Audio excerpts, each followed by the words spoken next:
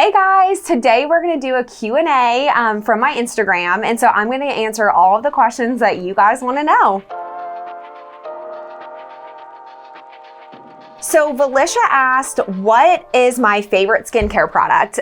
So my favorite skincare product is definitely SkinCeuticals. I really love their line. We actually carry it at the beauty school, so that's how I was introduced to it. I never had a skincare routine before working here, and so as I'm getting older, I'm realizing the importance of skincare. So having access to products like Dermalogica, SkinCeuticals, Vitamedica, like all of those brands. Obviously, anti-aging is my main problem at this point, or the one thing that I'm really working on. So the SkinCeuticals nighttime cream is definitely my favorite. I use all of the SkinCeuticals face wash and serums and all of that stuff. So I'll have to do a nighttime skincare routine at some point, but that's definitely what I'm hooked on right now. Chloe asked, why did I choose admissions in the beauty world? And have I ever thought of trying a course? So I actually get asked this question a lot. So I actually started out wanting to be a high school English teacher. I switched my major a couple of times. So I went from business to English, which I know is a lot of the same experience as students that I meet with here in the beauty industry. I feel like everyone has kind of tried traditional college. I went for 3 years before I dropped out, and I just really thought I was going to change the world,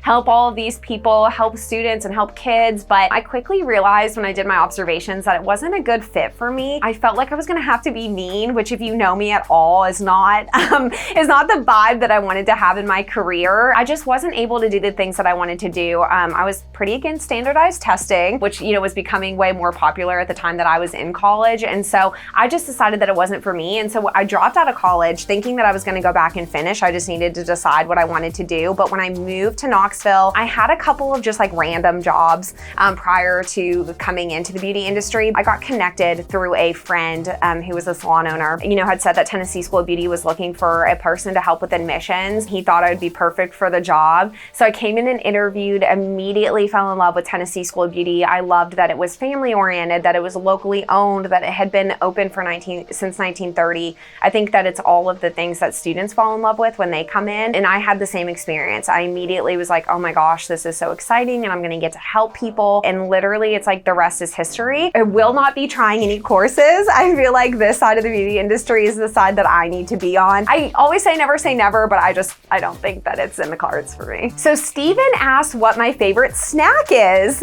which is a really funny question. My favorite snack, like if I'm gonna binge anything, is Skittles, Sour Patch Kids, like anything gummy, sour. I don't like cupcakes, cake, chocolate. Like that is not what I love. What I love is candy.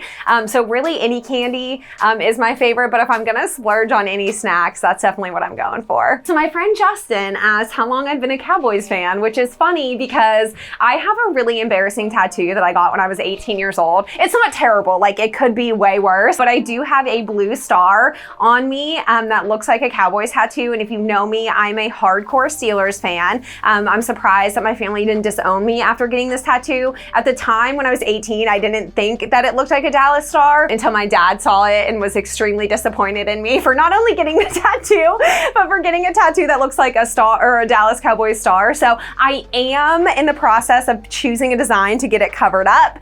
So hopefully that will happen soon, but I'm not a Cowboys fan, never will be a Cowboys fan, and just really hate my embarrassing tattoo. So Elena asked what drove me to do what I do. I think that, one of the main things that I love about every single day at my job is that I'm meeting new people. I'm doing something different literally every day. You never know what you're walking into, but my main goal is just to help people, to encourage people to follow their passions, follow their dreams. That's what we're doing, with this show and this podcast. Like I just love seeing people grow and flourish and become successful. So that's definitely what makes me do what I do every day. Weird facts about me.